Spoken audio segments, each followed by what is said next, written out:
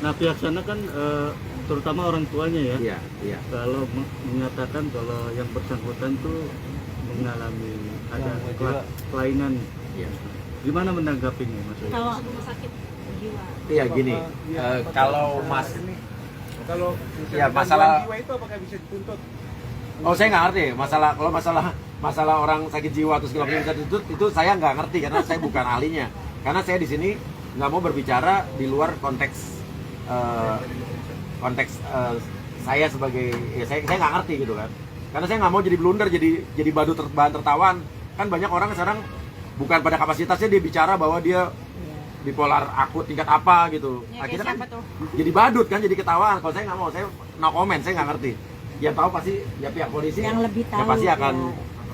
mendalami kasus ini lebih dalam lagi dan sampai akhir ini saya diundang untuk klarifikasi, berarti kan kasus ini udah jalan bang ya, udah ibaratnya udah dalam proses, udah LP gitu kan.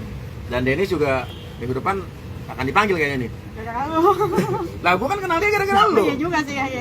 Lu udah enak udah balik lu duitnya. Itu kapan sih Mas Buya? Tanggal berapa? Kenapa? Laporan sendiri itu tanggal berapa? Laporan tuh minggu lalu. Nah, tanggal? Lupa tanggal berapa. tanggalnya Lupa tanggal berapa. berapa? Iya.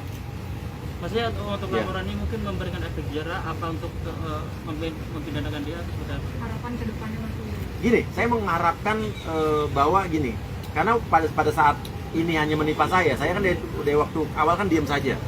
Ya Dennis yang berkoar-koar, karena Dennis yang berkoar-koar dia yang dibalikin duitnya, gitu kan. Nah, saya berbicara di sini karena menurut saya mungkin nggak tahu. Awalnya saya terlalu sabar dan diam aja, tapi Ya kasihan mulu. Ya, gua kasihan mulu, sampai gemes gue. tapi karena saya mulai diancam, digertak, terus ternyata banyak korban-korban lain yang juga ternyata mengalami hal yang sama. Disitulah saya tergerak untuk bahwa ini nggak bisa dibiarin, ini nggak bisa didiemin, ini harus ada efek jerah. Karena kalau enggak, sampai kapan dia akan melakukan hal ini berulang-ulang pada orang lain. Saya kasihan kalau ada korban-korban lain. Iya kalau misal orangnya korban-korban lain masih punya banyak uang, tapi orang yang ternyata uangnya pas-pasan, habis itu akhirnya jadi kena imbasnya, efeknya. Sampai gak di rumah. Nah, ada sampai ke di rumah juga itu di Dennis ya. Saya kasihan. Nah, kasihan bukan sama korban-korbannya aja dan calon-calon korban lain. Saya kasihan juga sama dia. Karena saya kasihan, saya laporin biar dia ada efek jerah, dia bisa biar menyesali perbuatannya, biar dia bisa tobat dan hidup sebagai orang yang normal nantinya. Jadi jangan jadi penipu terus gitu. Oke, setelah laporan teman, apakah ada komunikasi dari pihak kita ke pihak dia sendiri mulai pengacaranya atau seperti apa? Ada? Nggak ada sama sekali. Bentuk ancamannya kemarin tadi kan sempat menyinggung soal Digertak ada dan ancaman. Iya, iya. Bentuk ancamannya Gimana, Pak? Yang membuat saya akhirnya apa ya? Melaporkan. Melaporkan ya karena saya diancam, digertak, katanya ada pasal pengancaman, dan saya nggak ngancam sama sekali. Terus UU ITE dan lain sebagainya. Terus saya diomel-omelin, dimarah-marahin. Dan menurut saya udah umur 40 tahun ke atas, dimarah-marahin sama orang yang jauh di bawah saya umurnya, saya baru kenal juga, dan dia membohongi saya, itu apa ya, ego saya ya akhirnya ya timbul lah. Bukan ego sih sebenarnya, adalah biar ada efek kalau dia tidak melakukan hal ini lagi.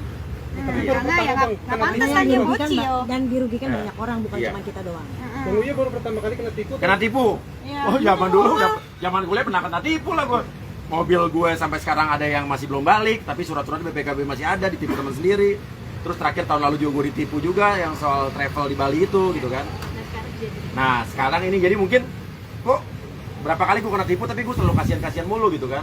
Tapi kalau orang-orang yang waktu itu gitu kan, orang-orang yang sebelumnya, mereka tuh menyelesaikannya apa mungkin pendekatannya ke gue juga tidak segarang ini gitu. Gue nggak diancam, nggak digertak, nggak malah dia jadi lebih galakan dia gitu. Jadi ya sekarang ini mungkin beda, tapi menurut gue sih gini, karena di sini nih udah banyak banget orang yang mengalami hal yang sama kayak gue, dan gue pengen memberikan efek jerah aja supaya dia ya mempertanggungjawabkan perbuatannya di mata hukum gitu. Bentuk ancaman. Terima kasih sudah menonton video ini. Jangan lupa subscribe dan aktifkan lonceng notifikasi supaya kamu nggak ketinggalan video terbaru dari Grid.